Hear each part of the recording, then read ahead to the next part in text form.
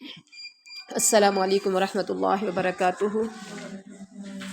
نحمدہ ونصلی علی رسولہ الکریم، اما بعد فاعوذ باللہ من الشیطان الرجیم، بسم اللہ الرحمن الرحیم۔ رب اشرح لی صدری ویسر لی امری واحلل عقدۃ من لسانی یفقہوا قولی۔ اللہم صلی علی محمد وعلی آل محمد کما صلیت علی ابراہیم وعلی آل ابراہیم انک حمید مجید۔ اللہم بارک علی محمد وعلی آل محمد کما بارکت علی ابراہیم وعلی آل ابراہیم انک حمید مجید۔ وہو الذی هو الذی ہوا وہ الذی جس نے خلقکم من نفس واحدۃ وجعل منہا خلقکم پیدا کیا تمہیں من نفس واحدۃ من نفس جان واحدہ ایک من سے وجعل اور اس نے بنایا منہا اس سے کسے اس ایک جان سے زوجہا اس کا جوڑا لیسکنا تاکہ وہ سکون حاصل کرے الیہا اس کی طرف فلما پھر جب تغشاہا اس نے ڈھانک لیا اسے حملت تو اٹھایا اس نے حملن خفیفا۔ اچھا یہاں پر آپ کو یاد رکھنا ہے حملن کے اوپر میں نے اخفا کیا اور خفیفاً پہ میں نے اظہار کیا۔ اب آپ دو زبر دو زیر دو پیش یعنی تنوین کے بعد اگر حروف حلقی میں سے کوئی حرف آ جائے تو وہاں اظہار ہوگا، کیونکہ لام دو زبر لن کے بعد کیا ہے خا حروف حلقی آ گیا۔ خفیفاً میں فا دو زبر فن ہے، دو زبر یہاں بھی ہے لیکن آگے حروف حلقی میں سے نہیں ہے، فا ہے تو فا حروف حلقی میں سے نہیں ہے، اس لیے یہاں ہم اخفا کریں گے۔ حملن خفیفاً فمرت تو لیے پھرتی رہی، حملن حمل خفیف ہلکا سا، فمرت تو لیے پھرتی رہی بیہا اس کو، فلما پھر جب اثقلت۔ اچھا یہاں دیکھیں لام کو ملائیں گے دال کے ساتھ، لام زبر تا لت نہیں بولیں گے، لام زبر دا لد دال زبر دا لدا اثقلت دا۔ کس کو سمجھ آئی ہے؟ لام تا کے اوپر ساکن ہے، دال کے اوپر شد ہے، تو اپنے لام کو دال کے ساتھ شد والے حرف کے ساتھ ملانا ہے۔ اثقلت دعوا اللہ، پہلے کون کون ایسے پڑھتا تھا جیسے میں نے ابھی بتایا؟ نہیں پڑھتے تھے، اس کا مطلب آپ کی مسٹیک دور ہو گئی۔ اثقلت دعوا اللہ تو ان دونوں نے دعوا اللہ اصل میں ہے دعوا دو یعنی تثنیہ کا صیغہ، ان دونوں نے دعا کی اللہ سے، ربہما یہ دیکھیں نا تثنیہ کا یہاں بھی آ گیا، ربہما جو ان دونوں کا رب ہے، لئن اگر آتیتنا تو نے دیا ہمیں صالحا تندرست بچہ، اب اس کو پڑھیں گے صالحا نکونن من الشاکرین تو یقیناً ہم ہوں گے شکر کرنے والوں میں سے۔ تو اب محاورہ ترجمہ کی طرف آتے ہیں۔ والذی خلقکم من نفس واحدۃ وجعل منها زوجہا، والذی خلقکم وہ اللہ ہی تو ہے جس نے تمہیں ایک جان سے پیدا کیا اور اسی سے اس کا جوڑا بنایا، لیسکن الیہا تاکہ وہ اس سے سکون حاصل کرے۔ پھر جب میاں نے بیوی سے قربت کی یعنی یہ نا تغشا ڈھانک لیا، مطلب جب قربت اختیار کی تو ہلکا سا حمل ٹھہر گیا تو وہ اس کو لیے پھرتی رہی، فمرت بھی اس کو لیے پھرتی رہی، تو جب وہ بوجھل ہو گئی تو دونوں میاں بیوی اللہ تعالیٰ سے جو ان کا مالک ہے، اللہ تعالیٰ سے جو ان کا ربہما جو ان کا رب ہے یعنی جو ان کا مالک ہے، اس سے دعا کرنے لگے۔ دعا میں کیا کہتے ہیں؟ لئن آتیتنا صالحا، اگر تو نے ہمیں صحیح سالم، صالحہ صحیح سالم اولاد دے دی. صالح کا مطلب نیک بھی ہے، صالح کا مطلب نیک بھی ہے، اور صالح کا مطلب تندرست بھی ہے. ٹھیک ہو گیا؟ اگر تو نے ہمیں تندرست بچہ عطا کیا تو یقیناً ہم شکر کرنے والوں میں سے ہوں گے، اگر تو نے ہمیں صحیح سالم بچہ دیا. اب یہاں پر دیکھیے، سب سے پہلے بات ہے من نفس واحدہ کی طرف آج پا جائیں. اسے ایک جان سے پیدا کیا، اس سے مراد حضرت آدم ہے، اسی لیے ان کو انسان اول اور ابو البشر کہا جاتا ہے. اور اس کے بعد اس سے اس کی بیوی کو پیدا کیا، زوجہا، زوج سے مراد حوا علیہ السلام ہے جو حضرت آدم کی زوج بنی. ان کی تخلیق حضرت آدم سے ہوئی، جس طرح کہ منہا کی ضمیر سے جو نفس واحدہ کی طرف راجع ہے، یہ نفس واحدہ کی طرف یہ ضمیر لوٹ رہی ہے. کون سی؟ زوجہا، منہا اس سے اس کی بیوی. اور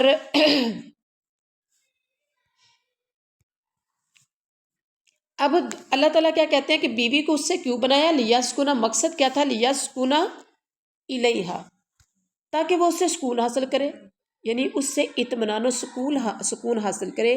اس لیے ایک جنس اپنے ہی ہم جنس سے صحیح معنوں میں مانوس اور قریب ہو سکتی ہے، جو سکون حاصل کرنے کے لیے بہت زیادہ ضروری ہے. غیر سے اس سکون کا حصول ممکن نہیں ہے. ایک جنس مرد کسی اور جنس کا ہے، عورت کسی اور جنس کی ہے، تو وہ سکون حاصل نہیں ہو سکتا جو ایک جنس کے جوڑے سے سکون حاصل ہو سکتا ہے. اور اللہ تعالیٰ نے سورۃ الروم کی آیت نمبر 21 میں فرمایا کہ اللہ تعالیٰ کی نشانیوں میں سے یہ بھی ہے کہ اس نے تمہارے لیے تم ہی میں سے، یعنی تمہاری جنس میں سے ہی جوڑے پیدا کیے تاکہ تم ان سے سکون حاصل کرو. اور تمہارے درمیان اس نے پیار محبت رکھ دی، یعنی اللہ نے مرد اور عورت دونوں کے اندر ایک دوسرے کے لیے جو جذبات اور کشش رکھی ہے، فطرت کے یہ تقاضے وہ جوڑا بن کر پورا کرتے ہیں اور ایک دوسرے سے قرب و انس حاصل کرتے ہیں. چنانچہ یہ حقیقت ہے کہ جو باہمی پیار میاں بیوی کے درمیان ہوتا ہے وہ دنیا میں کسی اور کے ساتھ نہیں ہوتا. شادی سے پہلے مرد اپنی ماں سے کتنا پیار کرتا ہے، اپنی بہن سے کتنا پیار کرتا ہے، اپنے بھائیوں سے کتنا پیار کرتا ہے. شادی ہو جاتی ہے تو وہ محبت ڈیوائیڈ ہو جاتی ہے. اور پھر ماں کیا کہتی ہے؟ اے آئی تے ساڑے تو دور ہویا. اور بہنیں بھی کہتی ہیں کہ اس کے آنے کی وجہ سے ہم سے دور ہو گیا، حالانکہ انہیں نہیں پتا کہ باہمی جب رب کہہ رہا ہے تو وہاں یہ سارے رشتے پیچھے ہو جاتے ہیں. حالانکہ یہ کسی اور خاندان سے ہے، لڑکا کسی اور خاندان سے ہے، وہ کسی اور ذات کی ہے، یہ کسی اور ذات کا ہے، لیکن جب جوڑا بنتا ہے تو اللہ وہ محبت اور وہ انس ڈال دیتا ہے کہ سب سے زیادہ اب اس رشتے میں محبت نظر آتی ہے. اور یہ میرے رب نے بنایا ہے، یہ اللہ کا قانون ہے. لیسکن الیہا. اور بہنیں اور ماں کیا سمجھ رہی ہوتی ہے، بہن بھائی سارے سب کیا سمجھ رہے ہوتے ہیں کہ اس کی وجہ سے ایسا ہوا ہے. اب اس کی وجہ سے نہیں ہے، یہ میرے رب کی بنائی ہوئی بنایا ہوا قانون ہے. تو لیکن انہیں یہ بھی نہیں پتہ چل رہا نا کہ جب ہم آئے تھے یا ہم جہاں گئے ہیں تو وہاں ہماری وجہ سے جو رشتوں میں دراڑیں پڑی ہیں وہ کیوں پڑی ہیں. اپنا نہیں کسی کو یاد ہوتا ہے کہ میرے گھر میں میری بھابھی آئی، میرے گھر میں میری بہو آئی ہے، تو میرے گھر میں جو دراڑ پڑی ہے، رشتے میں تھوڑا سا فرق آیا ہے، محبت تھوڑی سی کم ہوئی ہے، تو وہ شاید اس کی وجہ سے آ گئی. میری وجہ سے اگر کسی اور گھر میں آئی تو وہ کوئی معنی نہیں رکھتی. اب اللہ تعالیٰ کیا کہتے ہیں کہ جب یہ نسل انسانی اس طرح بڑھی اور آگے چل کر جب ان میں سے ایک زوج یعنی میاں بیوی نے ایک دوسرے سے قربت اختیار کی تو بیوی سے ہم بستری کرنا یا وطی کرنے کے لیے ڈھانپنا، تو اس سے ہوا یہ کہ حمل کے ابتدائی ایام میں حتیٰ کہ نطفے سے علاقہ بنا، علاقہ سے مضغہ بنا، اور اس سے حمل خفیف ہی رہتا ہے، محسوس نہیں ہوتا جب وہ کچھ جو سٹارٹنگ ڈیز ہوتے ہیں. اور عورت کو زیادہ مشکل بھی نہیں ہوتی، لیکن جیسے جیسے دن گزرتے جاتے ہیں اور بچہ پیٹ میں بڑھتا جاتا ہے تو جوں جوں ولادت کا وقت قریب آتا جاتا ہے اور وہ حمل بھاری سے بھاری ہوتا جاتا ہے، والدین کے دل میں خطرات اور توہمات پیدا ہو جاتے ہیں، بالخصوص جب عورت کو اٹھرا کی بیماری آ جاتی ہے۔ بہت سے لوگ ایسے ہیں جن کے بچے صحیح سالم پیدا نہیں ہوتے، تو انسانی فطرت ہے کہ وہ خطرات میں وہ اللہ کی طرف رجوع کرتے ہیں۔ آپ کو کوئی خطرات ہو تو آپ کس کی طرف رجوع کرتے ہیں؟ تو یہاں اللہ تعالیٰ نے بتایا کہ وہ دعا کیا کرتے ہیں، لئن آتیتنا صالحا، ہمیں اگر تو تندرست بچہ دے گا، مطلب خطرات ان کو ہوتے ہیں اور وہ ڈر سے اللہ سے پہلے ہی دعائیں مانگ رہے ہوتے ہیں کہ اللہ اگر تو ہمیں تندرست بچہ دے گا تو ہم شکر گزاری کا تجھ سے عہد کرتے ہیں۔ لیکن ہوتا کیا، شکر جب بچہ آتا ہے تو صحیح سالم دیکھتے ہیں تو اپے سے ہی خوشی میں باہر ہو جاتے ہیں، اپے سے باہر ہو جاتے ہیں، اور وہ سمجھتے ہیں کہ بس یہ اب ہمارا کمال ہے، یہ اللہ کا تو کوئی کمال ہی نہیں ہے۔ لیکن اللہ کے جو بندے ہیں وہ اللہ کا شکر کرتے ہیں۔ اب اس کے بعد نیکسٹ آیت میں دیکھیے، فلما، پھر جب آتاہما، اس نے دیا ان دونوں کو، صالحاً تندرست بچہ، جعلا، تو دونوں نے بنائے، لہو اس کے، شرکا شریک، فی ما، اس میں جو، آتاہما اس نے دیا ان دونوں کو، فتعالی اللہ، پس بہت بلند ہے اللہ، عما اس سے جو وہ یشرکون شریک بناتے ہیں۔ بامحاورہ ترجمہ ہے کہ پھر جب اللہ نے ان دونوں کو تندرست بچہ دیا تو دونوں نے اس کے شریک بنا لیے اس میں جو اس نے ان دونوں کو دیا، یعنی جو بچہ دیا بچے میں انہوں نے اللہ کے ساتھ کسی اور کو شریک بنا لیا۔ تو اللہ تعالیٰ کی ذات بہت بلند ہے اس سے جو وہ شریک ٹھہراتے ہیں۔ ایشرکون، مطلب کچھ لوگ نام رکھ دیتے ہیں، نام ہی اللہ دیتا کی بجائے پیرا دیتا، یا اور بھی بہت سے اس طرح کے رسم و رواج جو آج کل استغفر اللہ نعوذ باللہ کرتے ہیں۔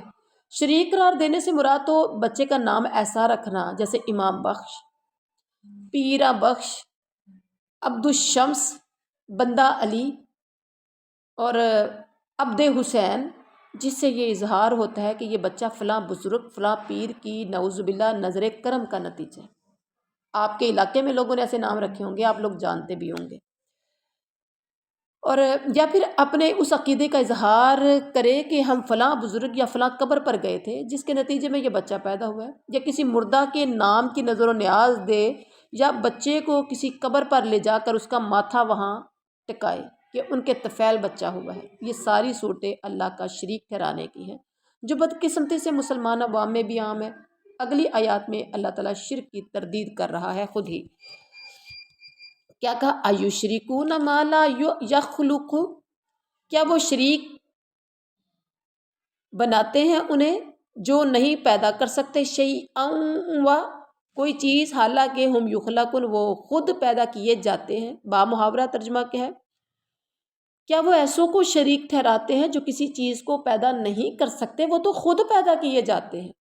جو خود مخلوق ہو، جو خود کسی کی کریشن ہو، وہ خود کیا کریٹ کر سکتا ہے؟ جو خود پیدا ہوا ہے وہ کیا کچھ بنا سکتا ہے؟ وَلَا يَسْتَطِيعُونَ، اور نہیں وہ سب طاقت رکھتے، لَهُمْ ان کی، نَصْرًا وَلَا أَنفُسَهُمْ مدد کرنے کی، اور نہ اپنے نفسوں کی، ينصرون وہ سب مدد کر سکتے ہیں۔ وَلَا يَسْتَطِيعُونَ لَهُمْ نَصْرًا وَلَا أَنفُسَهُمْ يَنصُرُونَ، بامحاورہ ترجمہ وہ تو ان کی مدد نہ تو وہ ان کی مدد کر سکتے ہیں اور نہ خود اپنی ہی مدد کر سکتے ہیں، اتنے وہ لاچار ہیں۔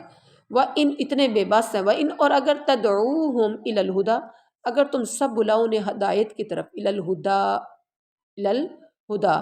ہدایت کی طرف، لا یتبعوکم تو نہیں وہ سب پیروی کریں گے تمہاری، سواء علیکم برابر ہے تم پر، ادعوتموہم خواہ تم سب پکارو انہیں، ام انتم صامتون یا تم سب خاموش رہنے والے ہو۔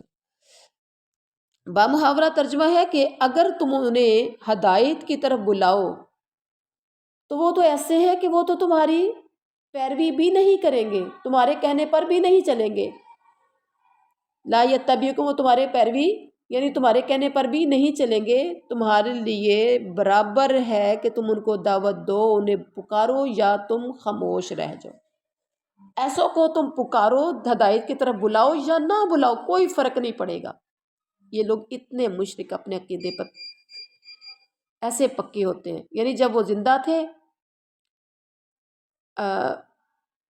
تمہارے لیے برابر ہے کہ تم ان کو پکارو یا خاموش رہ، یعنی تم خاموشی اختیار کرو، یہ تمہارے راستے پر یا تمہارے کہنے پر راہ ہدایت پر نہیں آنے والے، یعنی تمہاری بتائی ہوئی بات پر یہ عمل نہیں کریں گے۔ ایک دوسرا مفہوم اس کا یہ بھی ہے کہ اگر تم ان سے رشد و ہدایت طلب کرو تو وہ تمہاری بات نہیں مانیں گے، نہ تمہیں کوئی جواب ہی دیں گے۔ ٹھیک ہو گیا۔ اس کے بعد ہے ان الذین تدعون، بے شک وہ لوگ جنہیں تم پکارتے ہو، من دون اللہ، اللہ کے علاوہ، عباد، وہ بندے ہیں، امثالکم، تمہاری طرح، فدعوہم، تم سب انہیں پکارو، فلیستجیبوا، پھر چاہیے کہ وہ جواب دیں، لکم، تمہیں، ان کنتم صادقین، اگر تم سچے ہو۔ بامحاورہ ترجمہ کیا ہے؟ بے شک اللہ کو جنہیں چھوڑ کر تم پکارتے ہو، بلا شبہ وہ بھی تم جیسے ہی بندے ہیں، ام عباد امثالکم، وہ تم جیسے ہی بندے ہیں، سو تم ان کو پکارو اگر تم سچے ہو، تو چاہیے کہ وہ تمہیں جواب دیں، چاہیے کہ وہ تمہیں جواب دیں۔ اب یہاں دیکھیں، اللہ کو چھوڑ کر جنہیں تم پکارتے ہو وہ یقیناً تم ہی جیسے تم ہی جیسے بندے ہیں، یعنی جب وہ زندہ تھے، بلکہ اب تو تم خود ان سے زیادہ کامل ہو، جو زندہ ہے وہ زیادہ کامل ہے۔ اب وہ دیکھ نہیں سکتے، تم دیکھ سکتے ہو، وہ سن نہیں سکتے، تم سن سکتے ہو، وہ کسی کی بات نہیں سمجھ سکتے، تم سمجھ سکتے ہو، وہ جواب نہیں دے سکتے، تم جواب دے سکتے ہو۔ اس سے پتہ چلتا ہے کہ مشرکین جن کی مورتیاں بنا کر پوجتے تھے، وہ بھی پہلے اللہ کے بندے یعنی انسان ہی تھے۔ جیسے حضرت نوح کی قوم کے 5 بتوں کے متعلق صحیح بخاری شریف کی حدیث میں واضح موجود ہے کہ وہ اللہ کے نیک بندے تھے، انہوں نے ان کی مورتیاں بنا کے انہیں پوجنا شروع کر دیا۔ جی اس کے بعد دیکھیے، ام لہم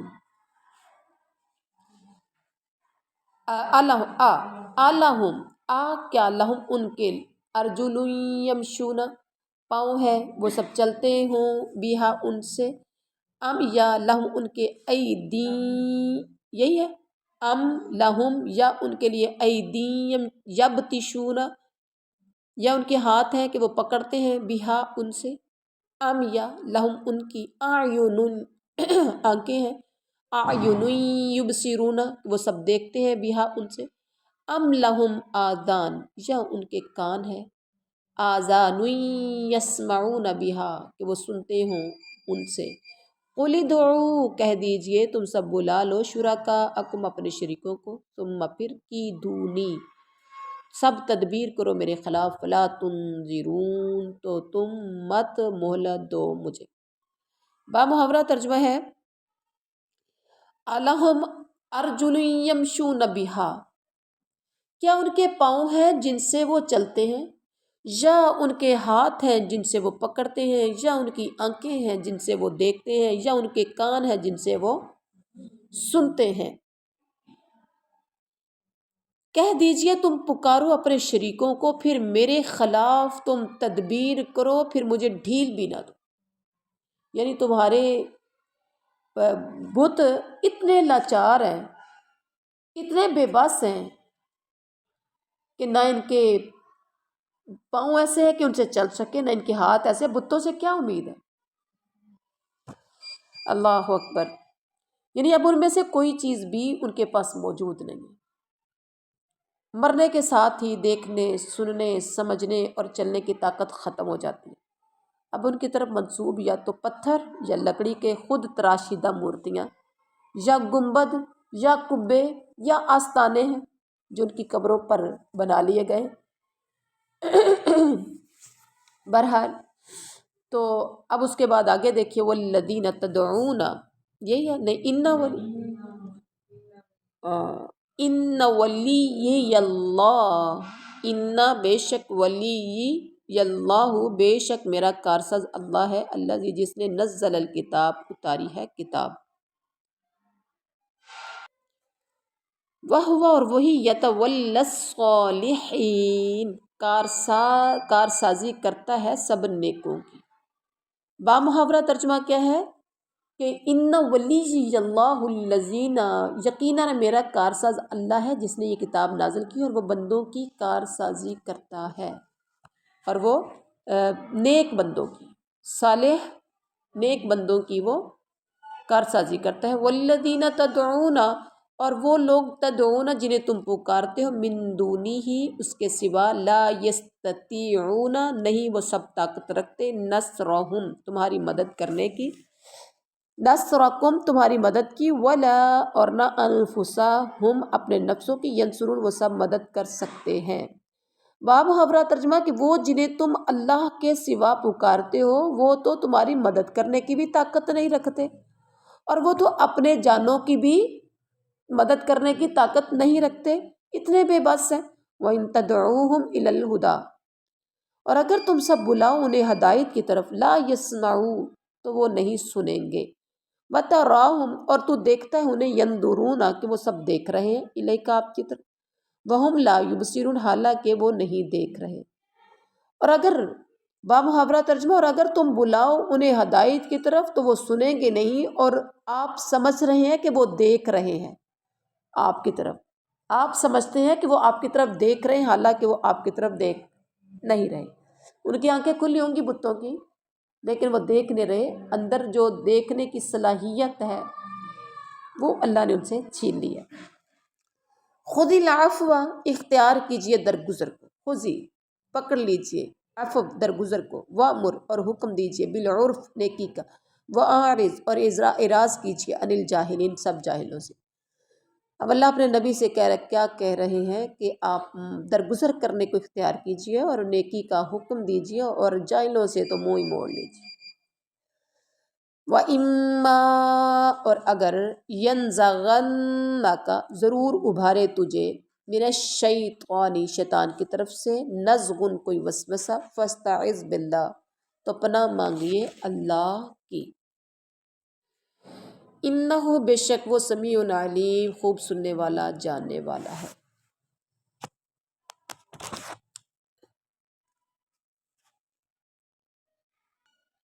وَإِمَّا يَنزَغَنَّكَ مِنَ الشَّيْطَانِ اور اگر ضرور ابھارے آپ کو شیطان کی طرف سے کوئی وسوسہ، تو آپ اللہ یعنی فاستعذ باللہ تو آپ اللہ کی پناہ مانگیے۔ جب آپ کے دل میں کوئی شیطانی وسوسہ آئے تو پھر آپ نے کیا کرنا ہے؟ اب آپ کے بھی دل میں کبھی بڑے خیال آتے ہیں، مشرکوں کو دیکھ کر کبھی ایسا ہوتا ہے وسواس آنا شروع ہو جاتے ہیں، یا کوئی غلط کام لوگوں کو کرتے ہوئے میجورٹی کو دیکھ کر، زیادہ لوگوں کو دیکھ کر کہ اگر یعنی غلط ہے تو کیا اتنے لوگ غلط ہیں؟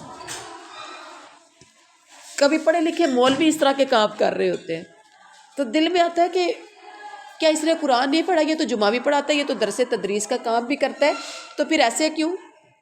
ٹھیک ہے، اس کا یہ ہے کہ کبھی وسواس آئیں، کبھی خیال آئے تو فاستعذ باللہ اللہ کی پناہ مانگیے، بے شک وہ سننے والا جاننے والا ہے۔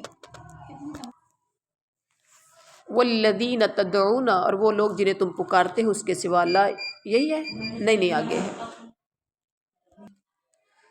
ان الذین اتقوا بے شک وہ لوگ جنہوں نے تقوی اختیار کیا، اذا جب مسہم طائف من الشیطان مسہم چھو جائے انہیں کوئی خیال شیطان کی طرف سے، تذکروا تو سب چونک پڑتے ہیں، فاذا ہم مبصرون پھر اچانک وہ ایک سب سوجھ بوجھ والے ہو جاتے ہیں، مبصرون دیکھنے والے مطلب سوجھ بوجھ والے، بے شک وہ جنہوں نے تقوی اختیار کیا جب چھوئے انہیں کوئی برا خیال شیطان کی طرف سے تو وہ سب چونک پڑتے ہیں، پھر اچانک وہ سوجھ بوجھ والے ہو جاتے ہیں۔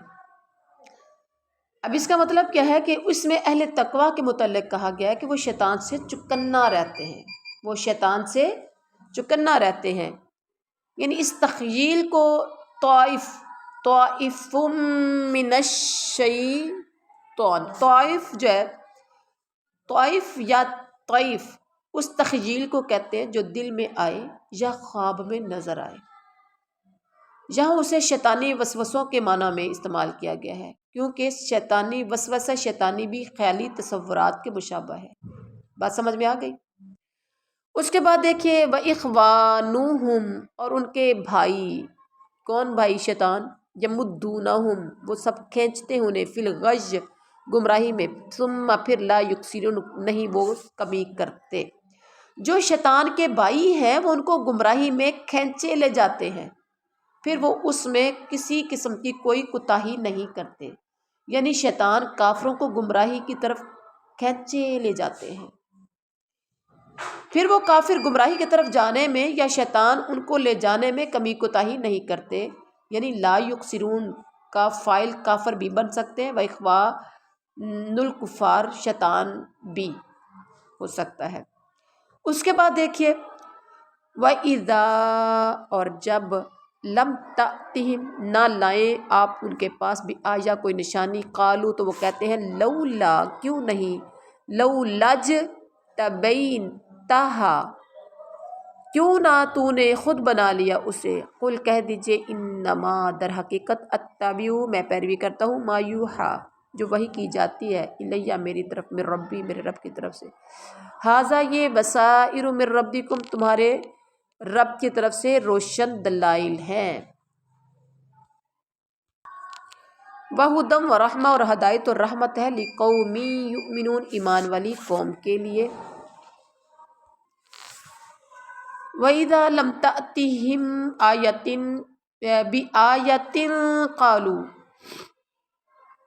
اور جب آپ ان کے پاس کوئی آیت کا مطلب ہے کوئی نشانی، کوئی معجزہ نہیں لاتے، تو وہ کہتے ہیں کہ تم خود اپنی طرف سے کیوں نہیں بنا لاتے، تم اپنی طرف سے کیوں نہیں بنا لاتے، کہہ دیجئے میرے نبی، انما اتبع ما یوحا، کہ میں تو صرف اس کا اتباع کرتا ہوں جو میری طرف، میرے رب کی طرف سے وحی کی جاتی ہے، یہ روشن دلیلیں ہیں تمہارے رب کی طرف سے، ہدایت اور رحمت ہے ان لوگوں کے لیے جو ایمان لاتے ہیں، یہ صرف ایمان لانے والے لوگوں کے لیے یہ دلیلیں، یہ ہدایت، یہ رحمت ہے۔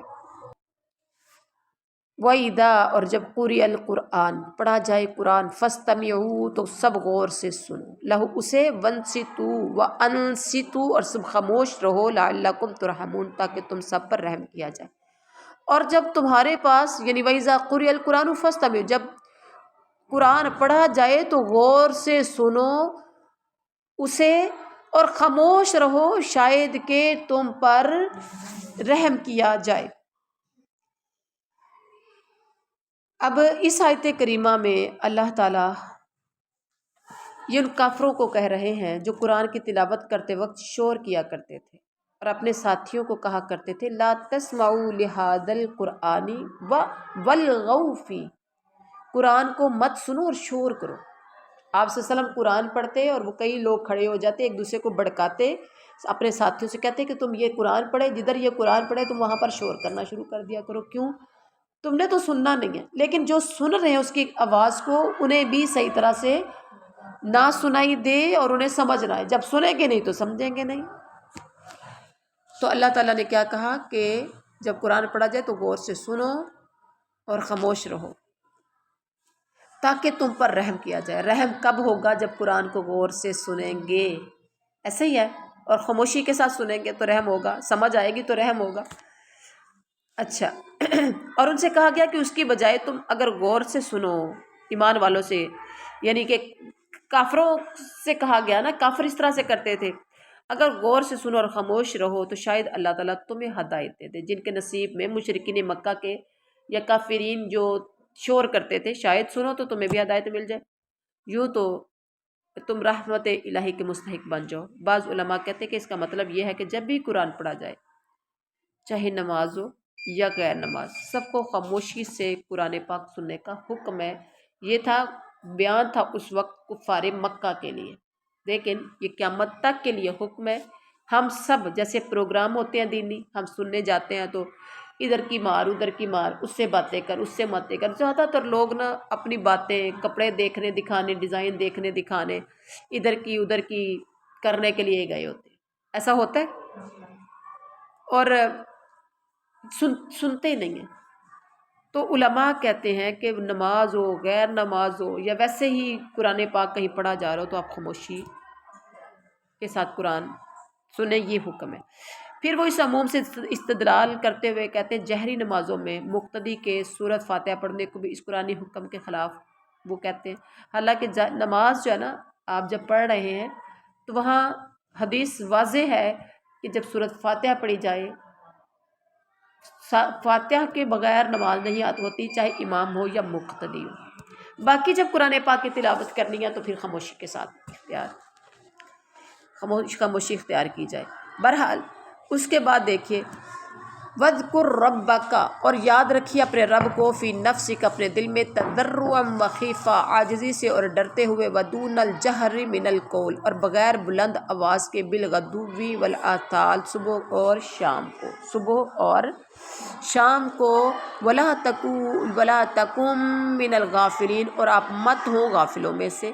بامحاورہ ترجمہ وَاذْكُرْ رَبَّكَ فی نفسک تضرعا وخیفہ، آپ اپنے رب کو اپنے دل میں عاجزی اور ڈرتے ہوئے پکاریے، اور بغیر بلند آواز کے اللہ کو صبح اور شام پکاریے، اور آپ غافلوں میں سے مت ہو جائیے۔ اللہ اکبر۔ اب اس کے بعد دیکھیے ان الذین، بے شک وہ لوگ، عند ربہم، اپنے رب کے ہاں، لا یستکبرون، نہیں تکبر کرتے، عن عبادتی، اس کی عبادت سے، ویسبحون، اور وہ سب تسبیح بیان کرتے ہیں اس کی، وَلَہُ، اور اسی کو، یسجدون، وہ سجدہ کرتے ہیں، اسی کو وہ سجدہ کرتے ہیں۔ بے شک وہ لوگ جو آپ کے رب کے پاس ہے، وہ تکبر نہیں کرتے اس کی عبادت سے، اور وہ اس کی تسبیح بیان کرتے ہیں، اور اسی کو وہ سجدہ کرتے ہیں۔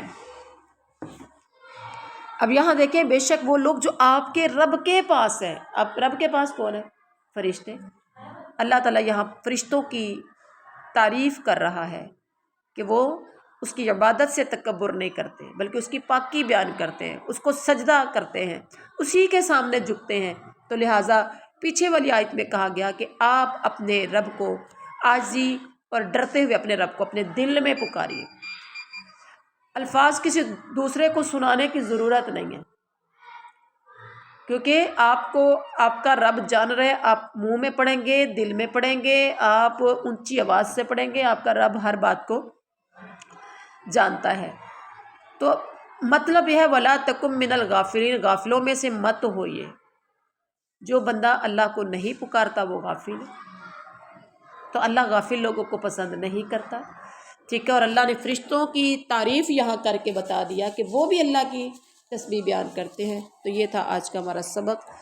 اچھا، یہاں پر آ گیا سورت، یہ دیکھیں سجدہ آ گیا ہے، سورت کا اینڈ ہو گیا ہے اور سجدہ آ گیا ہے، تو اس پہ آپ کو سجدہ کرنا چاہیے۔ جو بھی قرآن پاک کو پڑھتے پڑھتے جہاں بھی سجدہ آ جائے وہاں سجدہ کرنا چاہیے، اور اگر کوئی پڑھ رہا ہے اور سجدہ آ گیا تو سننے والوں پر بھی لازم ہے کہ وہ بھی سجدہ کریں۔ سبحان ربک رب العزت عما یصفون وسلام علی المرسلین والحمد للہ رب العالمین۔ السلام علیکم ورحمۃ اللہ وبرکاتہ، نحمدہ ونصلی علی رسولہ الکریم، اما بعد، فاعوذ باللہ من الشیطان الرجیم، بسم اللہ الرحمن الرحیم۔ رب اشرح لی صدری ویسر لی امری واحلل عقدۃ من لسانی یفقہوا قولی۔ اللہم صل علی محمد وعلی آل محمد کما صلیت علی ابراہیم وعلی آل ابراہیم انک